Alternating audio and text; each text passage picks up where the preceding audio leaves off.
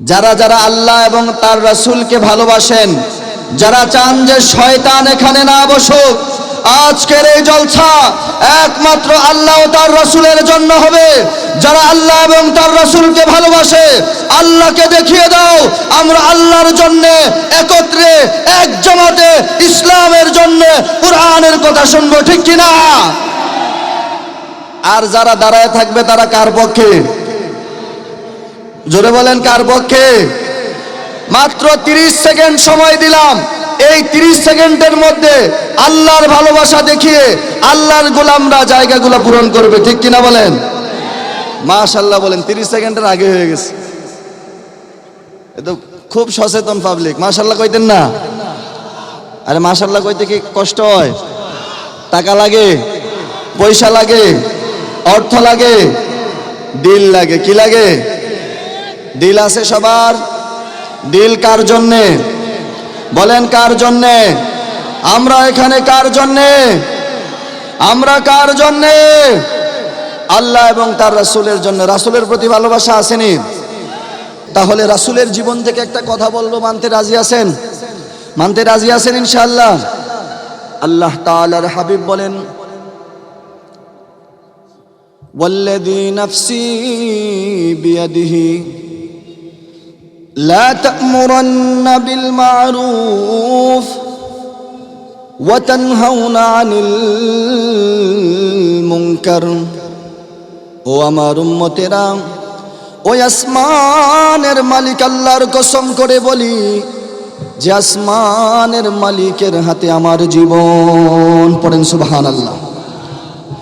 ওই আসমানের মালিকের কসম করে বলি, যেই মালিকের হাতে আমার জীবন, যার হাতে আমার মরণ।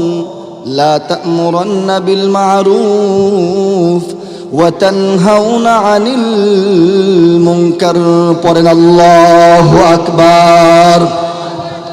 বলে তোমরা আমার উম্মত, যতদিন তোমরা জমিনে থাকবা সৎ কাজে আদেশ দিবা, আর অসৎ কাজে তোমরা বাধা প্রদান করবা। যেখানে সৎ থাকবে সেখানে আমার উম্মত থাকবে, আর যেখানে অসৎ কাজ হবে আমার উম্মতরা জীবন দিয়ে অসৎকে প্রতিহত করবে। পড়েন সুবহানাল্লাহ। এই ঘোষণাটা কার বলেন তো দেখি? আরো জোরে বলেন, কার? এটা কি আল্লাহর না মোল্লার? জোরে বলেন, এটা আল্লাহর না মোল্লার? আল্লাহ তাআলা বলেন, وتعاونوا على البر والتقوى ولا تعاونوا على الإثم والعدوان واتقوا الله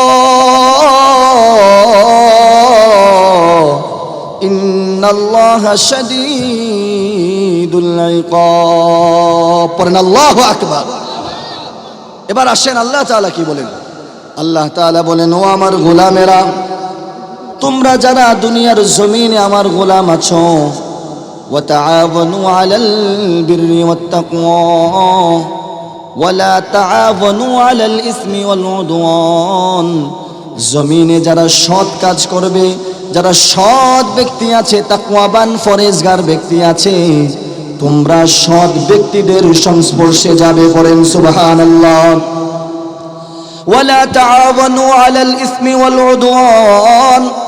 আর জমিনের মধ্যে যারা অসৎ আছে, যারা মদখোর আছে, সুদখোর আছে, ঘুষখোর আছে, জুয়াখোর আছে, তোমরা কোশ্চিনকালেও তাদের কাছে যাবে না।